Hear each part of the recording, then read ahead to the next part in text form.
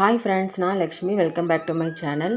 இன்றைக்கி பார்த்தீங்கன்னா சப்பாத்தி, சாதம், இட்லி, தோசைக்கு தொட்டுக்கிற மாதிரியான ஒரு சூப்பரான கிரேவி ரெசிபியோடு தான் வந்திருக்கேன். வெள்ளை மொச்சை கிரேவி எப்படி செய்கிறதுன்னு பார்க்குறதுக்கு முன்னாடி நம்மளோட KHQT சேனல் ரெசிபி சப்ஸ்கிரைப் பண்ணிக்கோங்க. பக்கத்தில் இருக்கிற பெல் ஐக்கனையும் கிளிக் பண்ணிக்கோங்க.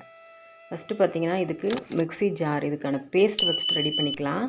ஒரு மிக்ஸி ஜார் எடுத்துகிட்டு 3 தக்காளி பழம், நல்லா பழுத்து தக்காளி பழமாக எடுத்து சேர்த்துக்கோங்க. காரத்துக்கு பார்த்திங்கன்னா ஒரு 6லேருந்து 8 சிவப்பு மிளகாய் வந்து சேர்த்துக்கலாம்.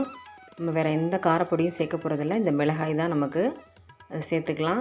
கையளவு முந்திரி வந்து சேர்த்துக்கோங்க, இருந்தால் சேர்த்துக்கோங்க, ஆப்ஷனல் தான். இது நல்லா வந்து இந்த மாதிரி மையாக அரைச்சி எடுத்துகிட்டு வந்துடணும். ஒரு கடாயை ஹீட் பண்ணிவிட்டு அதில் வந்து 3 டேபிள் ஸ்பூன் அளவுக்கு எண்ணெய் சேர்த்துட்டு 1 டீஸ்பூன் அளவுக்கு வெந்தயம், அரை டீஸ்பூன் வந்து பார்த்திங்கன்னா சோம்பும் ஜீரகமும் சேர்த்துருக்கேன். நல்லா பொரிஞ்சதுக்கப்புறமா ஒரு பெரிய வெங்காயம் பொடிசாக அரிஞ்சு சேர்த்துக்கோங்க. நல்லா வந்து இது வதங்கணும். இதோட பார்த்திங்கன்னா 1 டீஸ்பூன் அளவுக்கு இஞ்சி பூண்டு விழுது சேர்த்துட்டு நல்லா வந்து ஒரு 2 நிமிஷம் மட்டும் வதக்கிக்கோங்க.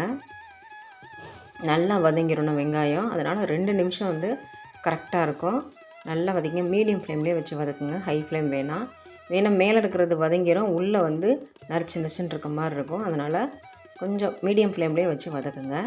இப்போ வந்து அரைச்சி எடுத்துகிட்டு வந்து இந்த விழுதை வந்து இதில் ஆட் பண்ணிடலாம். நல்லா இந்த மாதிரி எண்ணெய் பிரிஞ்சு வந்ததுக்கு அப்புறமா 2 டீஸ்பூன் அளவுக்கு மல்லித்தூளும் 1 டீஸ்பூன் அளவுக்கு உப்பும் வந்து சேர்த்துட்டு நல்லா ஒரு 3 நிமிஷம் வதக்கி எண்ணெய் பிரிஞ்சதுக்கப்புறமா தண்ணி ஆட் பண்ணுங்கள்.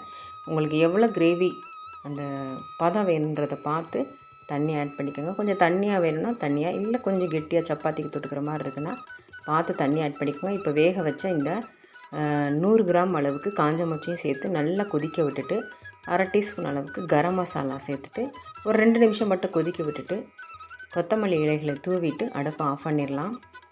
ரொம்ப டேஸ்ட்டாக இருக்கும். சாதத்துக்கும் சப்பாத்திக்கு, இட்லி, தோசைக்கு சூப்பரான காம்பினேஷன். நீங்களும் ட்ரை பண்ணிவிட்டு எப்படி இருந்துச்சுன்னு கமெண்ட் செக்ஷனில் மறக்காமல் உங்கள் ஃபீட்பேக்கை கொடுங்க ஃப்ரெண்ட்ஸ். லைக் பட்டனை ப்ரெஸ் பண்ண மறந்துடாதீங்க. தேங்க்யூ ஃபார் வாட்சிங் ஃப்ரெண்ட்ஸ்.